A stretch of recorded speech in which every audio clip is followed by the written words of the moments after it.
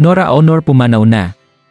Nakakalungkot na balita ang bumungad ngayong araw sa mundo ng showbiz dahil pumanaw na ang isang tunay na haligi ng industriya, ang nag-iisang superstar Miss Nora Aunor. Sa edad na 71 na maalam si Ate Guy matapos ang laban sa matagal na karamdaman. Isang araw ng pagdadalamhati hindi lang para sa kanyang pamilya kundi para sa buong bayan na minahal siya ng buong puso. Kinumpirma ng kanyang anak na si Ian De Leon ang malungkot na balita sa pamamagitan ng kanyang Facebook account. Kalakipang black and white photo ng superstar ang kanyang mensahe para sa ina at sinabing, "We love you, maalam ng Diyos kung gaano ka namin kamahal, pahinga ka na po, manandito ka lang sa puso at isipan namin."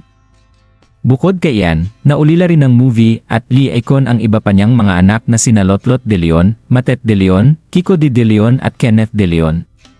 Sa social media bumuhos ang tribute mula sa kapwa artista at malalapit sa kanila. Nag-post si Sharon Cuneta, Vilma Santos, at si Janine mismo. Emosyonal ang kanyang mensahe, sabay pasasalamat sa babaeng humubog sa kanyang pangarap.